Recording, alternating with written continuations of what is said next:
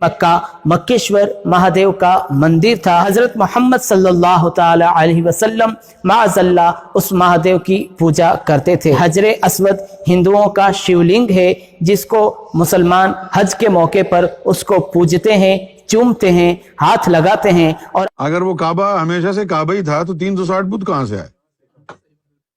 अब रह गई बात कि शिवलिंग कहाँ से आया। तो मेरे भाई, शिवलिंग जो है शंकर भगवान अपने साथ स्वर्ग से लाए थे। अब मैं इस्लामी जबान बोलूं, आदम अलैहिस्सलाम हजर अस्वद अपने साथ जन्नत से लाए थे। बात तो एक ही है। शिवलिंग, शिव का मतलब होता है शंकर भगवान, जिसको हम कहते हैं आदम, और लिंग का मतलब होता है पत्थर। तो आदम अलैहिस्सलाम जो पत्थर लाए, शिवलिंग का ये मतलब है। अब शिवलिंग की बात आई है तो मैं एक और आपको दिलचस्प बात बताता हूं। देखो जी, असल शिवलिंग तो काबे में लगा है, उसकी नकल के ऊपर भी बहुत सारे मंदिरों में शिवलिंग लोगों ने लगाए हुए हैं। इसी तरह का एक शिवलिंग जो है वो पाकिस्तान में सिंध में एक जगह है उमरकोट। उमरकोट पाकिस्तान में एक मंदिर है वहां, तो वहां भी एक शिव तुमने कहा ये हिंदू भी काफिर है, वो हिंदू की तरफ से काफिर है, वो तो उसी मूरत को पूज रहे हैं ना जो रब की है।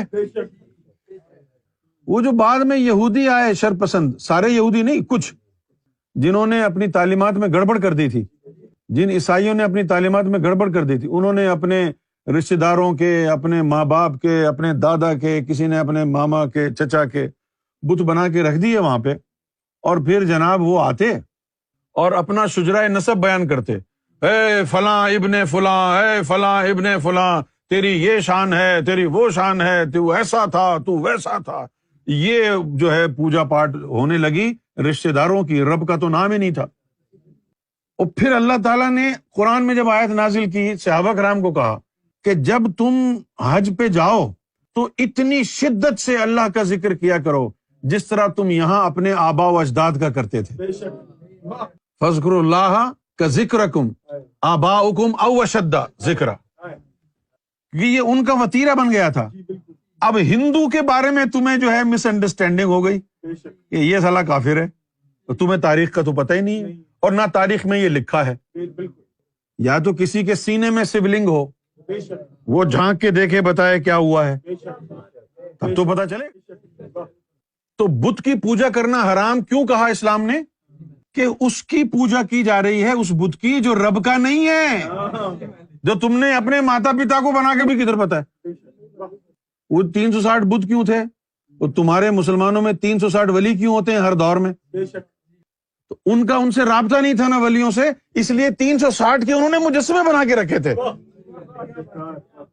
और शिवलिंग उठा लिया था जिब्रील अलैहिस्सलाम ने। तो अब वो कहते कि जो उसके अंदर सूरत है रब की, अब तो हम उससे महरूम हो गए। चलो, जो हमने पहले कभी देखा था ना शिवलिंग में उसकी सूरत को, उसी की तर्ज पर बनाते रहते हैं। हो सकता है कोई एक आध सूरत तो उसे मिल ही जाएगी, इसलिए फिर ये 360 वहां पर मुजस्समे बना के रख दिए। और ये फिर कहानी चलती रही, ये कहानी जो है चलती रही।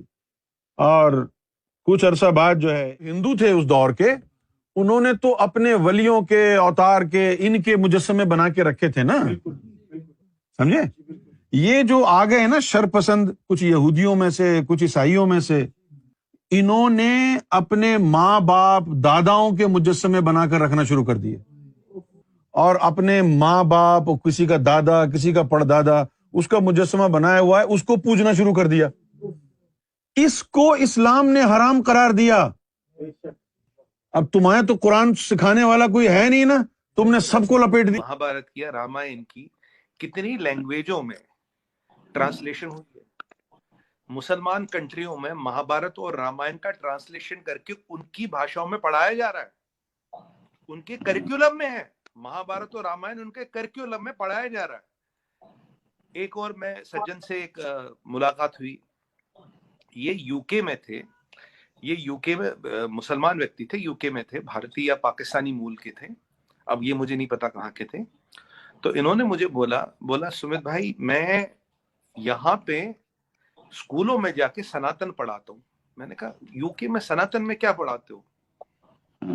کہتا آپ کے یہاں تو بہت زیادہ سیکولرزم ہے، آپ کے یہاں الاؤڈ نہیں، ہمارے ہندوازم پڑھانا الاؤڈ ہے۔ میں نے کہا آپ تو خود مسلمان ہیں۔ کہہ رہا کوئی بات نہیں، میں پڑھاتا ہوں۔ میں نے کہا اچھا کیا پڑھاتے ہیں؟ کہتا 4 چیزیں: پاپ پنیہ دھرم کرم ٹرائل بیلنس 0۔